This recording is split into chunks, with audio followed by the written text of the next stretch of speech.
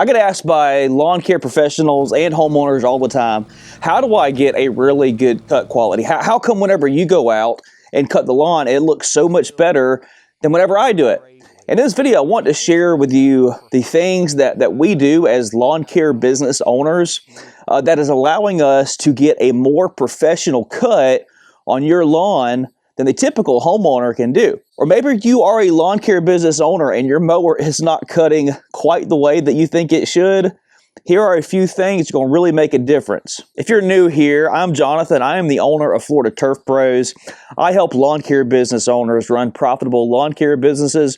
So if you're a lawn care business owner, this channel is a valuable resource for you. Or if you are a homeowner who just wants some tips and tricks on keeping your lawn looking great, stick around. You're going to learn a lot in this one. Now, a lot of people immediately want to jump to blades whenever they're talking about the cut quality of their mower, and that is not the way to do that. Before we even talk about blades and them being sharp, there's a few things that you need to do to make sure that your mower is set up properly to get the best cut. The very first thing that you need to do to your mower before you even consider cutting a blade of grass is ensuring that the deck is level. This is so easy to forget, but if you don't get this part right, nothing else matters regarding the cut quality of your mower. But before you get out the tape measure and start trying to make adjustment on the mower deck, there's one thing you need to do, and that is put equal amount of air in both tires. That's right. A lot of times people will get out here and start messing with their deck and wondering, why is my mower cutting a little bit lower on the left side?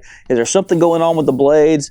And they have not even taken the time to ensure that both of the tires have equal air pressure. Not only are you going to get a much better ride on your mower, but it's going to keep the mower from pulling one way or the other by having equal air pressure in your tires. Secondly, you will never be able to mow a level lawn if you do not have equal air pressure in your tires. Step one, get that air pressure squared away. So after we've got our air pressure set correctly in our tires, now we can actually look at the deck here and say, okay, is it time to make adjustments? The easiest way to do that is to get out a tape measure and then get the mower set on flat, level ground. This is important.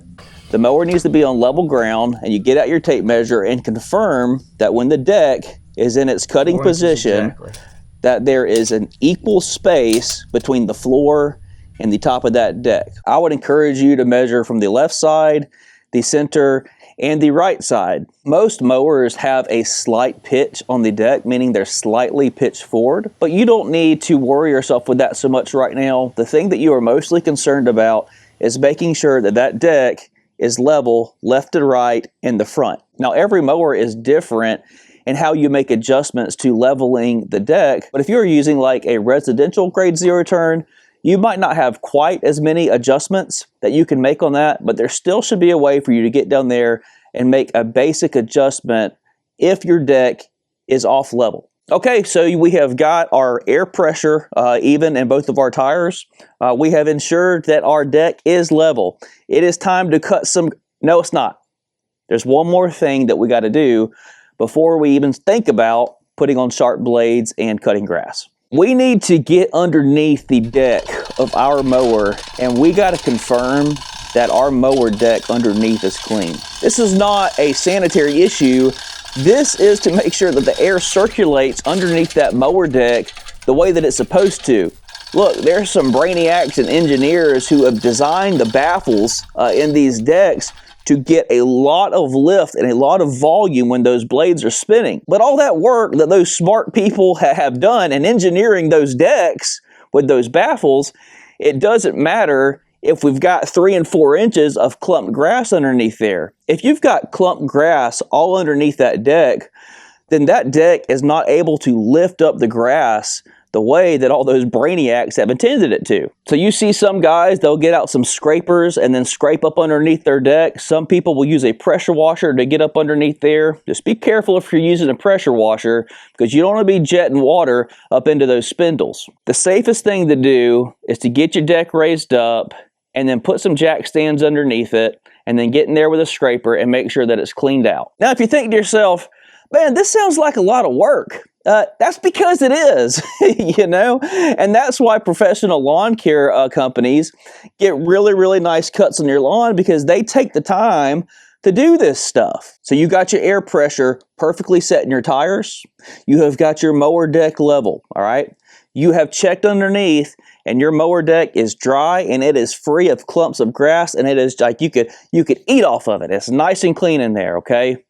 Now we're ready to cut some grass and get a professional cut on it.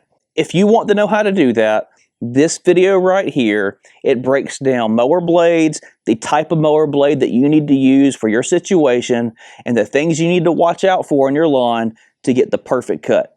All right, turf pros, y'all keep them mowers clean, decks level, and blades sharp. I'll see y'all in the next one.